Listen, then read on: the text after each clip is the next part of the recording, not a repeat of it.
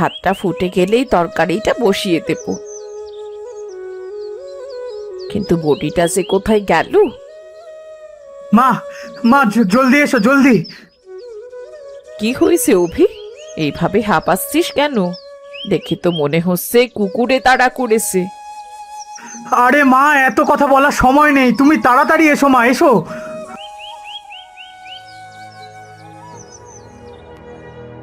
হে কি, কি হয়েছে মা? তুই হঠাৎ করে এইভাবে? তোর মুখে এগুলো কিসের দাগ? মা, মা, তোমাদের জামাই আমাকে মেরে বাড়ি থেকে বের করে দিয়েছে। সে কি? কেন রে? সে বলেছে যৌতুকের টাকা না দিলে আমায় আর কখনো ঘরে ঢুকতে দেবে না। কি বলছিস কি এসব? আমি এখন কি করব মা? আমার জীবনটাই যে শেষ হয়ে গেল। কাঁদিস না মা, কাঁদিস না। ওই নরকের কীটটা তোর গায়ে হাত তুলেছে। ওর হাত আমি ভেঙে দেবার ব্যবস্থা করছি, দাঁড়া।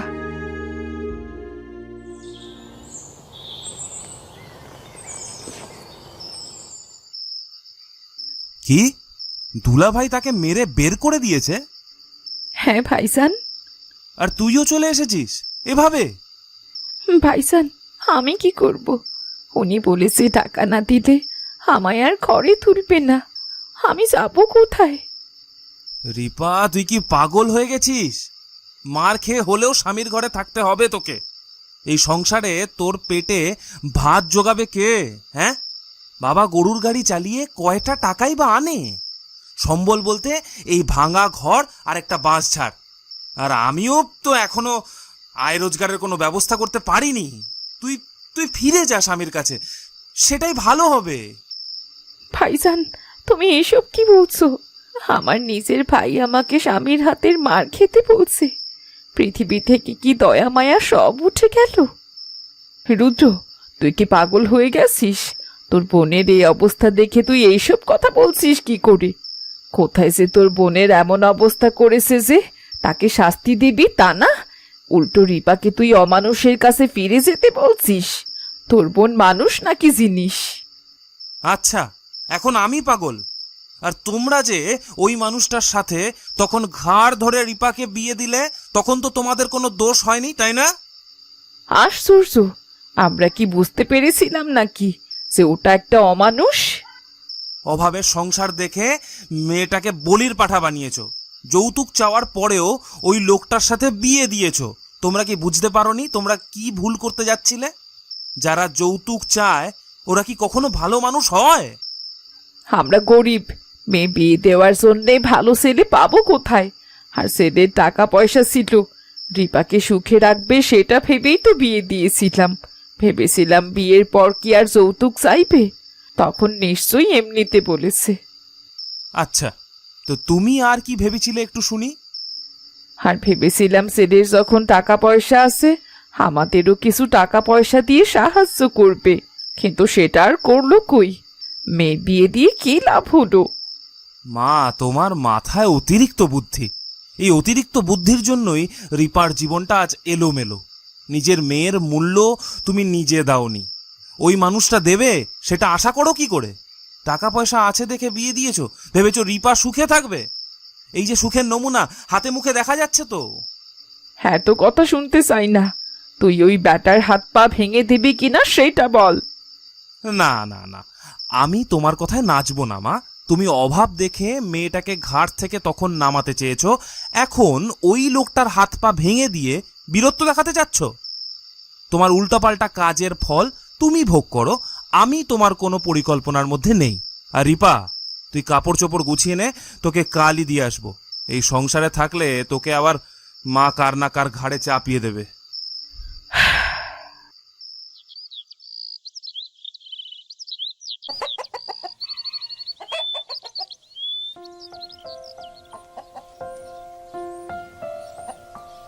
রতন, দুনিয়ায় খামার শুধু তুই একলাই দিয়েছিস, আর কেউ দেয়নি? সবার মুরগি বিক্রি হয়ে যায়, তোর খামারের মুরগি কি হিরে দিয়ে বানানো? কেউ কেনে না কেন? বাবা, আমার মুরগি নিশ্চয়ই বিক্রি করতে পারবো, তুমি দেখো। এ জন্মে তোর মুরগি আর বিক্রি হবে না। মুরগি যখন বিক্রি হয় না, তখন এত যত্ন করে কি লাভ? অন্যরা সস্তা খাবার দিয়ে বড় করে সস্তায় বেচে, লোকে কেনেও, আর তুই দাম বেশি চাস। ওদের মুরগি রেখে তোর মুরগি লোকে কেন কিনবে? বাবা, লোকে মুরগিদের অস্বাস্থ্যকর সস্তা খাবার খাওয়ায়, আমার মুরগিকে আমি দামি স্বাস্থ্যকর ভালো খাবার খাওয়াই।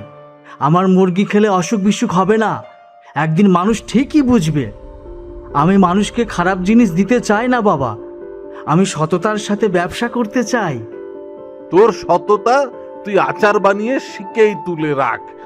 লোকের ঘরে চালাক চতুর ছেলে হয়, আর আমার ঘরে হয়েছে একটা অপদার্থ।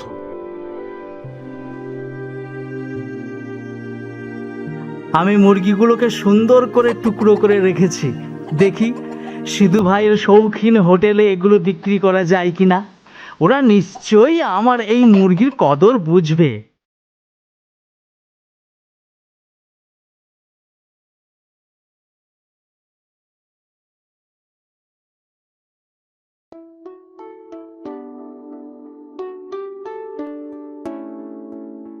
সিধু ভাই, আরে রতন, এসো এসো।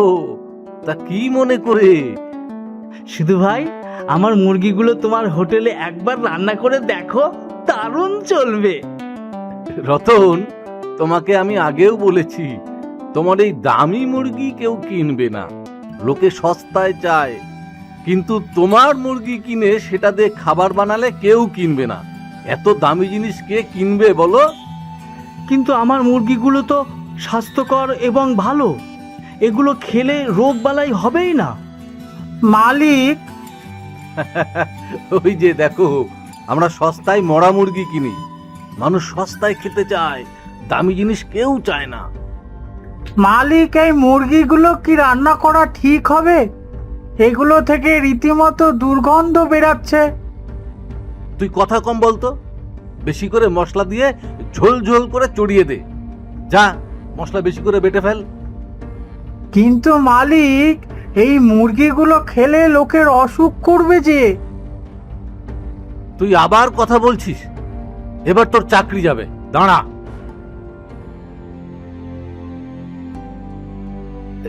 তুমি বসে আছো কেন? বললাম তো তোমার মুরগি আমার লাগবে না। যাও, চলে যাও, শুধু শুধু সময় নষ্ট করো।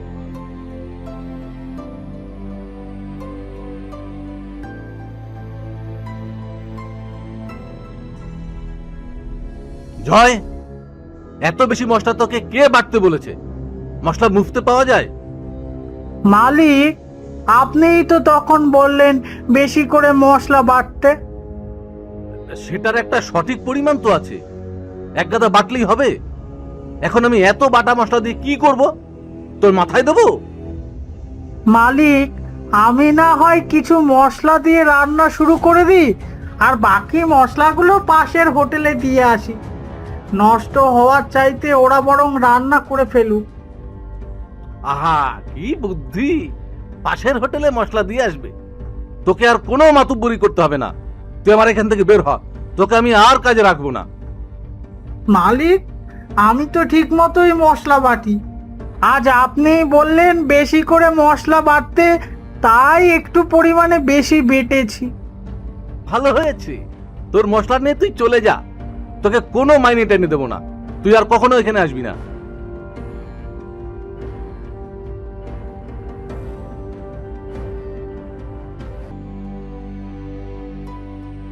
এই, তোর লজ্জা নেই? তোর এত বড় সাহস, তুই ঢ্যাং ঢ্যাং করে আবার এসেছিস? দুলা ভাই, আমার কথা শুনুন। কি শুনবো?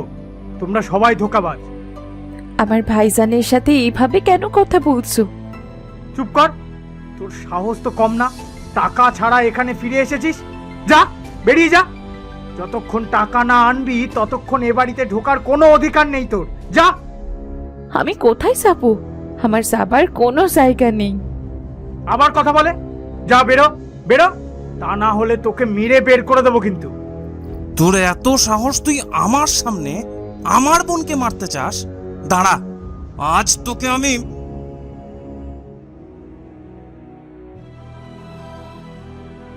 এই বাঁশ আজ তো পিঠে ভাঙবো। দাঁড়া দাঁড়া, আমার বোনের গায়ে আর একটা আঙুলও ছোঁয়াবি তো আজ তোকে শেষ করে দেবো। ওরে বাবা রে, এ তো দেখছি সাক্ষাৎ গুন্ডা। হ্যাঁ, এইবার গুন্ডাগিরি দেখবি দাঁড়া। বাবা রে, আমি জান খোয়াতে চাই না, আমি পালাই। বেরিয়ে আয়, বেরিয়ে আয়, দেখি কত সাহস। আমার বোনকে মারার সময় তো খুব সাহস ছিল, এখন ভয়ে লুকিয়ে আছিস? বেরো, পচা গর্তের টিকটিকি কোথাকার। ভাইজান, ভাইজান চলো এইখান থেকে চলে যাই। দাঁড়া দাঁড়া, বেটাকে আচ্ছা করে পেদাবো, তারপর যাব। কত বড় সাহস! চলো ভাইজান চলো, আমার খুব খারাপ লাগছে। আসলে আসলে আমার কপালটাই খারাপ।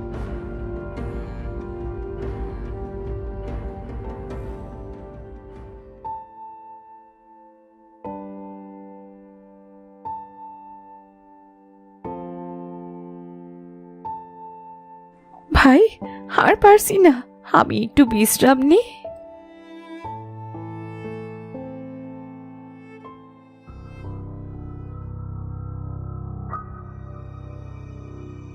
কে আবার ওখানে পাতা পোড়াচ্ছে? কাশতে কাশতে জীবন যাচ্ছে। শান্তিতে যে একটু গাছের নিচে বসবো তারও উপায় নেই। ভাইজান, একটু পানি খেতে পারলে খুব ভালো হতো। পানি পানি পানি যে কোথায় পাই?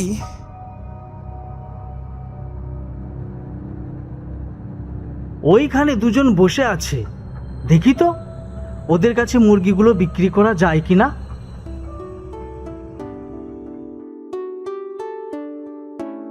ভাই, ও ভাই, আপনাদের কি মুরগি লাগবে? খুব ভালো মুরগি, আমি নিজে স্বাস্থ্যকর খাবার খাইয়ে পালি। আরে ভাই, রাখুন আপনার মুরগি, আমার বোনের পানির পিপাসা পেয়েছে। পানি যে কোথায় পাই? পানি আমার কাছেই তো আছে, এই নিন। আপনাকে অনেক ধন্যবাদ ভাই। আসলে আমাদের কাছে তো টাকা নেই, তাই আপনার মুরগি কিনতে পারছি না আমরা। না না, কোনো সমস্যা নেই, মুরগি কিনতে হবে না। আমি এখানে খানিকক্ষণ বসতে পারি? আসলে সেই সকালে মুরগিগুলো নিয়ে বের হয়েছি তো, এত ভালো মুরগি অথচ কেউ কিনলো না। ঘুরতে ঘুরতে আমার খুব খিদে পেয়ে গেছে। ভাইজান, আমারও খুব খিদে পেয়েছে। কি মুশকিল, এখন খাবার কোথায় পাই? আমি ভাবছিলাম কি, মুরগি তো আছে, কিছু মশলা আর পাত্র থাকলে আমি রান্না করে দিতাম, কিন্তু কিছুই নেই। পাত্র পাত্র লাগবে? দাঁড়া দাঁড়া, ব্যবস্থা করছি।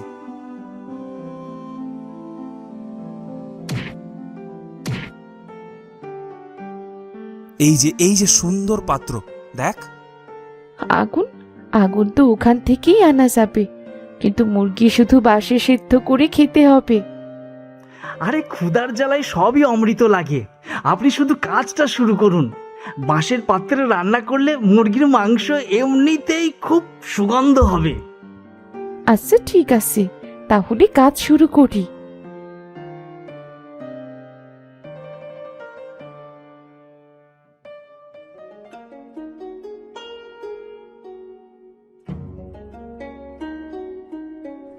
ইস, এর সাথে যদি কোনো মশলা দেওয়া যেত। বাবা, এই গ্রামে থাকতে আমার একদম ভালো লাগে না। নতুন কোনো খাবারই নেই, সে একই খাবার সব জায়গায় বিক্রি হয়। কেমন জায়গা এটা? কি করবে মা বল, লোকে নতুন জিনিস চেষ্টা করতেই তো ভয় পায়।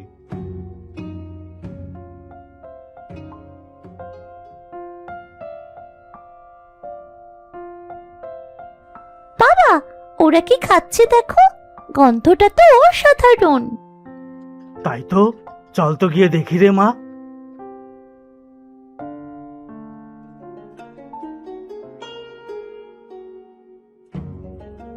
নাম মানে কিছু মনে করবেন না, আমার মেয়েটা আপনাদের ওই বাঁশের মধ্যে করা রান্নাটা একটু খেতে চাচ্ছে। আমি দাম দিয়ে দেব। আরে না না, দাম লাগবে না। বাচ্চা মানুষ যখন খেতে চাইছে, নাও বাবু, খাও তুমি। আপনিও নিন, খেয়ে দেখুন না কেমন হয়েছে। এইটা কি খাবার? বাঁশে সেদ্ধ মুরগির মাংস, কি দারুণ!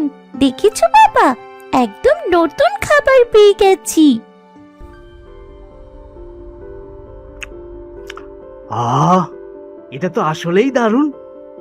আপনারা এটা নিয়ে ব্যবসা শুরু করছেন না কেন? এইখানে তো নতুন কিছু পাওয়াই যায় না। এই জিনিসটা খুব ভালো চলবে। ভালো বুদ্ধি তো। তোমরা কি বলো? চলো আমরা এই বাঁশে সিদ্ধ মুরগির মাংস বিক্রি করি। তাহলে তো খুবই ভালো হবে, আমার মুরগিগুলোরও গতি হবে। আমি খুব ভালো মশলা বাটতে পারি। আমি তাহলে একটা কাজ পেয়ে যাব, বলো? আমাদের একটা বাঁশ ছাড় আছে, সেটা থেকে বাঁশ আমি এনে দিতে পারবো। আর আমি রান্না করতে পারবো, দারুণ হবে।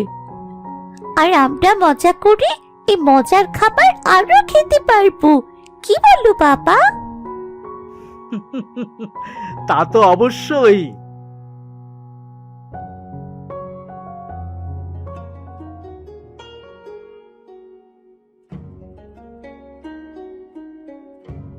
ভাই, এটা কি রান্না করছেন? বাঁশে মুরগির মাংস সেদ্ধ করছেন? হ্যাঁ, বাঁশে সেদ্ধ করছি। এর সাথে একটু মশলা হলে মনে হয় দারুণ হতো। আমার কাছে আছে, এই মশলাগুলো দিলে স্বাদ অনেক ভালো হবে। একবার দিয়েই দেখুন না।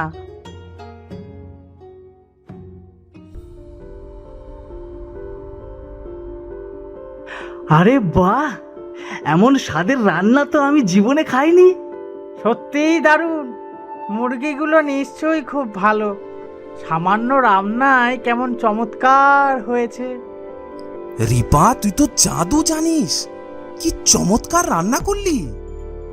মশলাটার মিশ্রণ দারুণ হয়েছে, পুরো জিনিসটার স্বাদই বদলে গেল। আর বাঁশে রান্না করাতে কি সুন্দর গন্ধ বেরিয়েছে।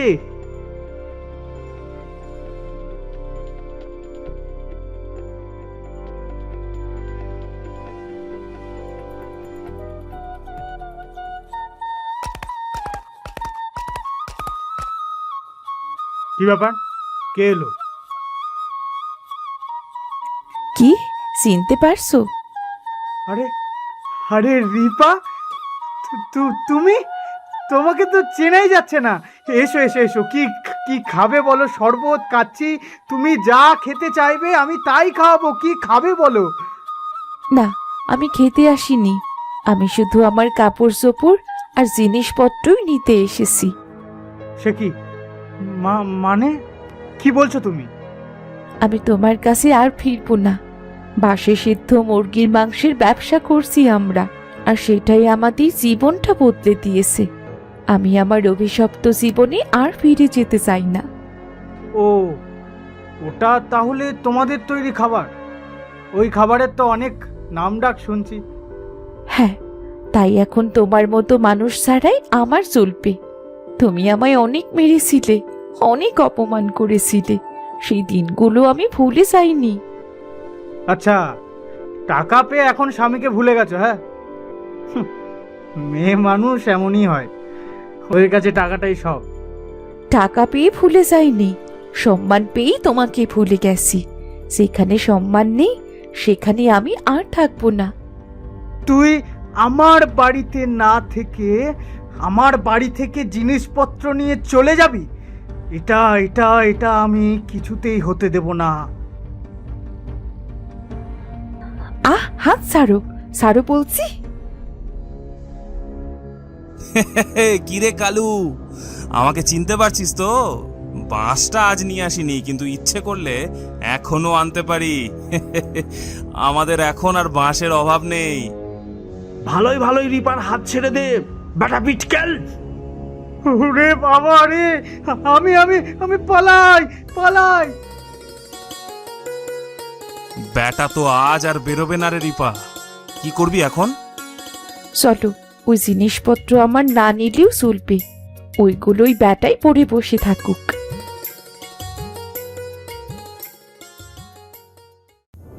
এই, তোরা এই দুটোকে ধরে মেরে হাত পা ভেঙে দে। আমার মুখে মুখে তর্ক করা। অভি, এবার আমরা কি করব? রুদ্র, রুদ্র, ওই দেখ বেগুন গাছের বাড়ির দরজা খুলে গেছে। চল চল, ওই ঘরে ঢুকে জীবন রক্ষা করি নিজেদের।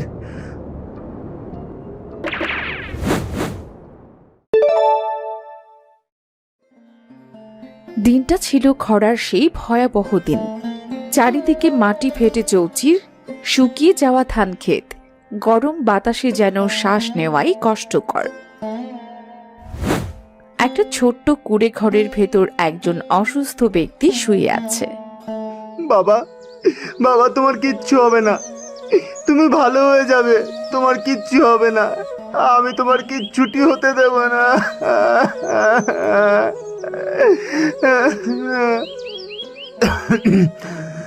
না রে অভি,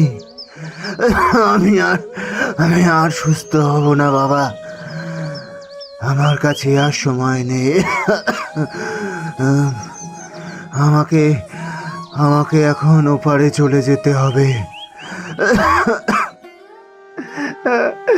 না বাবা, তুমি এমন করে বলো না, তুমি ছাড়া তো আমার কেউ নেই, তোমাকে ছাড়া আমি কেমন করে থাকবো?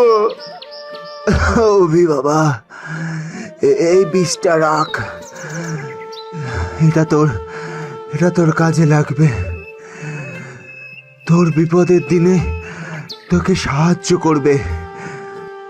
বীজ? এটা দিয়ে কি হবে বাবা?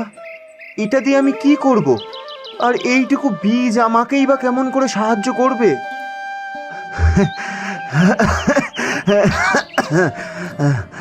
অবিরে, এটা কোনো সাধারণ বীজ না। যেদিন তোর সব পথ বন্ধ হয়ে যাবে, সেদিন এটা মাটিতে পুঁতে দিস। মাটি তোকে প্রাপ্য মূল্য ফিরিয়ে দেবে। আমার যে খুব কষ্ট হচ্ছে।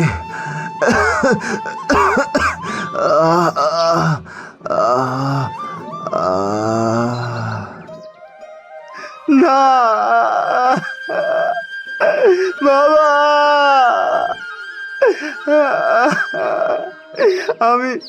আমি তোমাকে ছাড়া বাঁচবো না বাবা।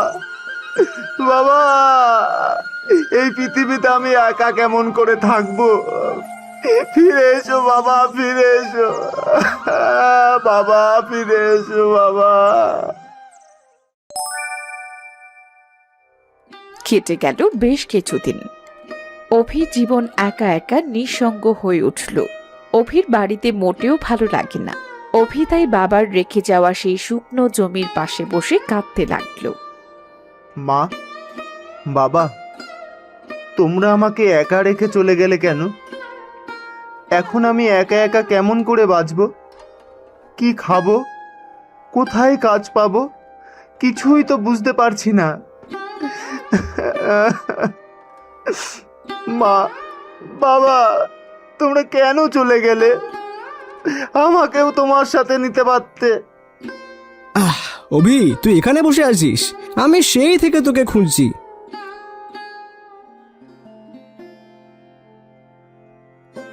কাঁদিস না অভি, কাঁদিস না। একা থাকতে থাকতে একদিন ঠিক অভ্যেস হয়ে যাবে। দেখ, আমারও তো কেউ নেই, তারপরেও তো আমি বেঁচে আছি, বল। রুদ্র, রুদ্র আমাদের সাথে কেন এমন হলো? আর কাঁদিস না, আজ থেকে আমরা দুজন একসাথে থাকবো। এই দেখ, আমি দুটো রুটি এনেছি, একটু খেয়ে নে তো। মনে তো হচ্ছে পেটে একটুও দানা পানি পড়েনি কিছু। ঘরে তো কিচ্ছুটি নেই, খাবো কোথা থেকে? নে নে, আগে খেয়ে নে, তারপর কথা বলবো।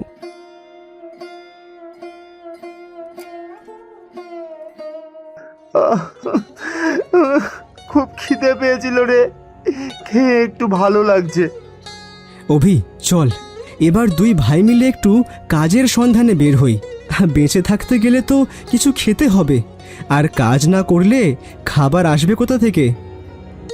রুদ্র, আমাদের এই জমিতে কিছু চাষ করলে কেমন হয়? এই জমিতে কিছুই হবে না রে। তোর বাবা বেঁচে থাকতেই তো এই জমিতে কিছুই হতো না, আর সেখানে আমরা এই জমিতে কি করে চাষ করব? পারবো রুদ্র, অবশ্যই পারবো। এই জমি শুধু মাটি না, এটা আমার বাবার শেষ স্মৃতি। যদি কিছু করি তাহলে এই জমিতেই করব। অভি, তোর বাবা আমার কাছ থেকে যে টাকা ধার নিয়েছিল তার ঋণ এখনো শোধ হয়নি, আর তুইও তো এখন আমার টাকা ফেরত দিতে পারবি না। তাহলে আজ থেকে এই জমি আমার। না না না না চাচা, এই জমি আমি আপনাকে দেব না। এই জমিটা আমার বাবার রেখে যাওয়া শেষ স্মৃতি, এটা আমি কাউকে দেব না। কি দিবি না মানে? তাহলে এক্ষুনি আমার সব টাকা ফেরত দে। মহাজন মশাই, এখনই আমি টাকা কোথায় পাবো? আমার কাছে তো কোনো টাকা নেই। আমাকে কিছুদিন সময় দেন, কাজ করে আমি আপনার সব টাকা শোধ করে দেব। তোর বাপকে অনেক সময় দিয়েছি, আর সময় দিতে পারবো না। হয় টাকা দিবি, না হয় আজকেই এই জমি আমাকে দিবি।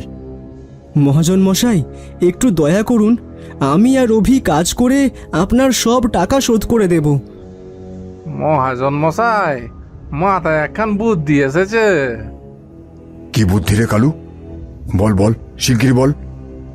শোনবি, তুই যদি এই জমিতে 7 দিনের মধ্যে কোনো ফসল ফলাতে পারিস, তাহলে এই জমি তোর।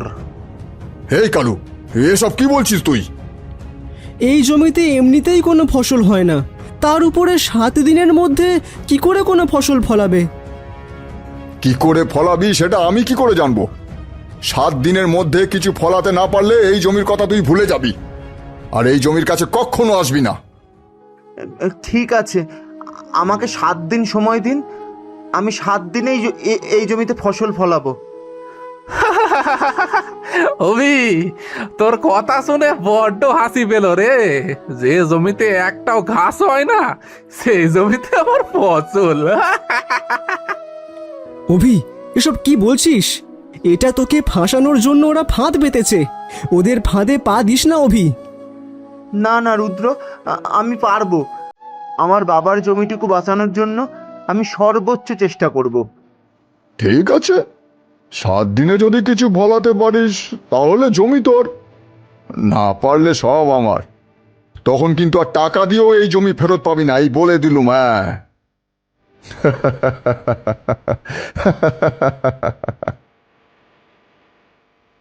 অভি, এটা কি করলি? জেনে বুঝে ওদের জালে পা দিলি।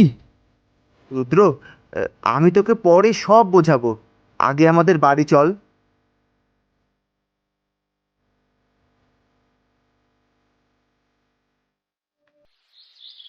এরপর তারা দুজন মিলে বীজটা ক্ষেতের মাটিতে পুঁতে দিল। বীজটাকে তারা দুজন মিলে খুব পরিচর্যা করতে লাগলো।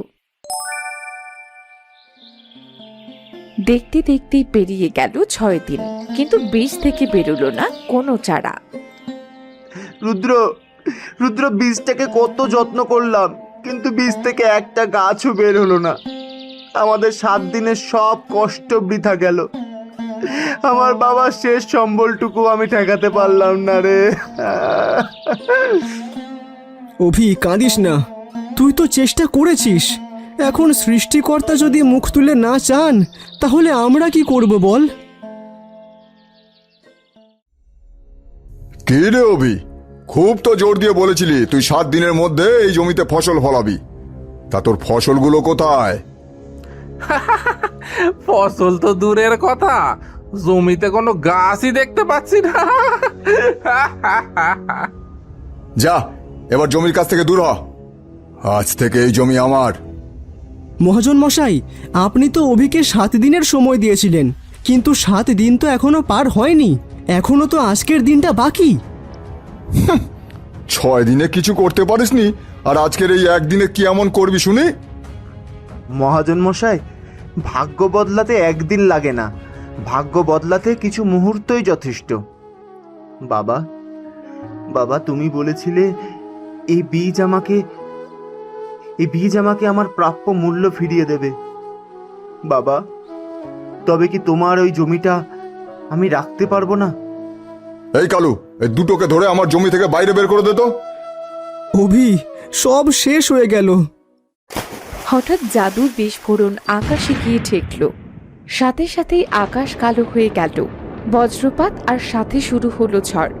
অভির বীজ থেকে একটা ছোট্ট বেগুন গাছ বের উঠল, আর চোখের পলকেই সেই ছোট্ট বেগুন গাছটা হঠাৎ করে বিশাল হতে শুরু করলো। ডালপালা ছড়িয়ে আকাশ ঢেকে ফেলল, পাতাগুলো জোড়া লেগে ছাদ হয়ে গেল, আর মুহূর্তের মধ্যেই তৈরি হলো এক অদ্ভুত বেগুন গাছের বাড়ি। অভি, এসব আমি কি দেখছি? আমার চোখের সামনে যেগুলো হচ্ছে তা কি সত্যি? রুদ্র, রুদ্র দেখ, একটা বীজ দিয়েই কত বিশাল বেগুন গাছের বাড়ি তৈরি হলো। বাবা ঠিকই বলেছিল, যেদিন আমার সব রাস্তা বন্ধ হয়ে যাবে সেদিন এই বীজ আমাকে আমার সব কিছু ফিরিয়ে দেবে। আরে এই কালু, এসব কি হচ্ছে রে? এই হঠাৎ এই জমিতে এত বড় বড় বেগুন গাছ কোত্থেকে আসলো? আমিও তো কিছুই বুঝতে পারছি না মহাজন মশাই। মহাজন মশাই, আপনার 7 দিন পূরণ হওয়ার আগেই আমি এই জমিতে চাষ করে দেখিয়েছি। আজকের পর থেকে আপনি আর আমার এই জমিতে আসবেন না। হ্যাঁ? আরে বলে কি রে এই ছেলে? আসবো না মানে? আমার টাকা কি শোধ করেছিস যে এই জমি তোর হবে? মহাজন মশাই, আপনিই তো বলেছিলেন যে 7 দিনে এই জমিতে ফসল ফলাতে পারলে এই জমি অভির হয়ে যাবে। তাহলে কথা দিয়ে এখন আবার অস্বীকার করছেন কেন? এই, তোরা এই দুটোকে ধরে মেরে হাত পা ভেঙে দে। আমার মুখে মুখে তর্ক করা। অভি, এবার আমরা কি করব? রুদ্র, রুদ্র, ওই দেখ বেগুন গাছের বাড়ির দরজা খুলে গেছে। চল, চল ওই ঘরে ঢুকে জীবন রক্ষা করি নিজেদের।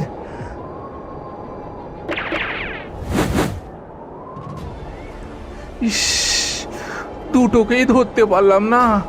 বেগুন গাছের বাড়িতে তো ঢুকেই পড়লো। বেগুন গাছের বাড়ি? এটা তো আর এমন কিছু না। ওই বাড়িতে আমি ঢুকে দুটোকে বের করে আনছি, তারপর দুটোকেই আজ মজা দেখাবো। অভি, এবার আমরা কোথায় পালাবো? মহাজন মশাই তো ভেতরে ঢুকবার কথা বলছে। যেই না মহাজন গেল বেগুন গাছের বাড়িতে ঢুকতে, হঠাৎ লতা এসে মহাজনের হাত পা জড়িয়ে ধরল, আর মহাজনকে উল্টো করে আকাশে ঝুলিয়ে দিল।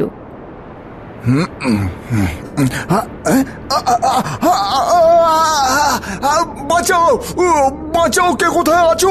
আরে আরে আমাকে বাঁচাও! আমাকে আমাকে ছেড়ে দে, ছেড়ে দে বেগুন গাছ, আমাকে ছেড়ে দে, আমাকে ছেড়ে দে বলছি। বাঁচাও! পাপী মহাজন, আজ তোর নিস্তার নেই। অসহায় মানুষদের সুযোগ নিয়ে সামান্য টাকার বিনিময়ে তাদের জমি জমা নিয়ে নিস, তাদের রক্ত চুষে খাস। আজ তোর সব পাপের শাস্তি দেব আমি। হে বেগুন গাছ, আমাকে ক্ষমা করো। আমি কথা দিচ্ছি আর কারোর জমি ধোকা দিয়ে নেব না, আর কারোর দুর্বলতার সুযোগ নেব না আমি। হ্যাঁ, তোর মতো পাপীকে কোনো ক্ষমা করা যায় না, তারপরেও তোকে এক শর্তে ক্ষমা করতে পারি। হ্যাঁ, বলো কি শর্ত? আমি তোমার সব শর্তে রাজি। এতদিন ধরে যত মানুষের তুই জমি নিয়েছিস, তোকে সব জমি ফেরত দিতে হবে। আমি আমি সব জমি ফিরিয়ে দেবো, কিন্তু কিন্তু আমাকে প্রাণে মেরো না। ঠিক আছে, যা, তোকে ছেড়ে দিলাম। শোন মহাজন, কথার যেন কোনো নড়চড় না হয়। না না, কোনো নড়চড় হবে না, কোনো নড়চড় হবে না। যা, এখান থেকে যা। আর শোন, এই জমির আশপাশে যেন তোকে আর কখনো না দেখি। আরে হাঁ করে দেখছিসটা কি? প্রাণ বাঁচাতে চাইলে পালা এখান থেকে, পালা। বেগুন গাছ, তোমাকে অসংখ্য ধন্যবাদ। আজ তুমি না থাকলে আমরা মহাজনের কাছে মারও খেতাম, আর আমার বাবার জমিটুকুও হারাতাম। তুমি খুব ভালো। অভি, আজ থেকে তোমরা আমার এই বেগুন ঘরেই থাকবে। এখানে তোমাদের খাবারের কোনো অভাব হবে না। এটা কি সত্যি কথা? হ্যাঁ, সত্যি। যাও ভেতরে গিয়ে দেখো, একটা হাঁড়ি আছে। ওই হাঁড়ির কাছে যা খেতে চাইবে তাই বের হবে। আজকের পর থেকে তোমাদের আর না খেয়ে দিন কাটাতে হবে না। তোমাকে সত্যি অনেক ধন্যবাদ। বাবার মৃত্যুর পরেও আমাকে যে তার ছায়ায় এভাবে রাখবে সেটা আমি আগে বুঝতে পারিনি।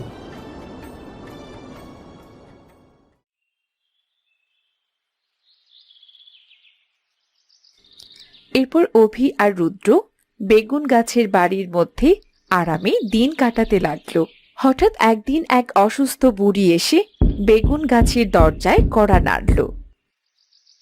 অভি, হঠাৎ দরজায় কে কড়া নাড়ছে? আবার মহাজন তার লোকজন নিয়ে আসলো না তো? দাঁড়া, দেখছি।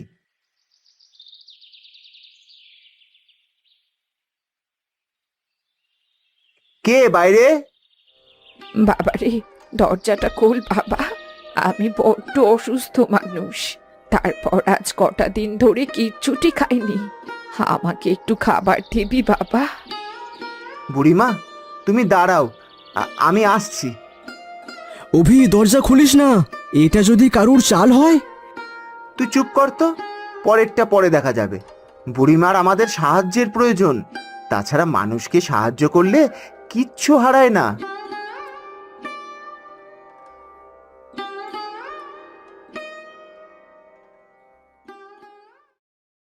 বুড়িমা, নাও, তাড়াতাড়ি খাবারগুলো খেয়ে নাও। খাবার খেলে তোমার শরীরটা না ভালো লাগবে।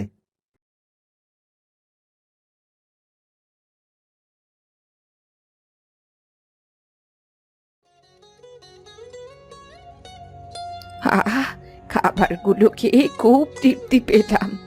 এতদিন অনাহারে থেকে পেটের নাড়িটা চলে যাচ্ছিল যে। অভি বুড়িকে খাবার খাওয়ালো, তার সেবা যত্ন করলো। হঠাৎ বুড়ির চারপাশে আলোয় ভরে গেল, আর বুড়ি একজন সুন্দরী মহিলায় পরিণত হলো। কে কে আপনি? আমি আমি প্রকৃতি কন্যা। আমি তোমার পরীক্ষা নিচ্ছিলাম অভি। দেখছিলাম নিজে সুখী থেকে কি তুমি পরের দুঃখ দেখলে এগিয়ে আসো কিনা, সুখী থেকে মানুষের কষ্ট দেখলে সাহায্য করো কিনা, অন্যের কষ্টকে নিজের মনে করো কিনা।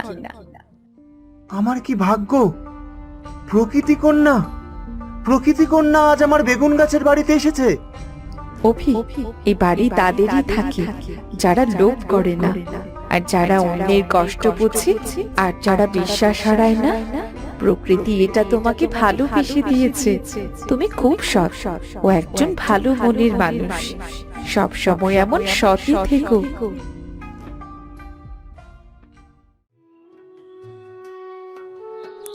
এরপর থেকে অভি আর রুদ্র সেই বেগুন গাছের বাড়িতেই থাকতে লাগলো। গ্রামের গরিব দুঃখী মানুষদের তারা সাহায্য করতে লাগলো। ধীরে ধীরে গ্রামের মানুষেরাও অভিকে খুব ভালোবাসতে লাগলো। অভির জীবনের সব কষ্ট দূর হয়ে গেল।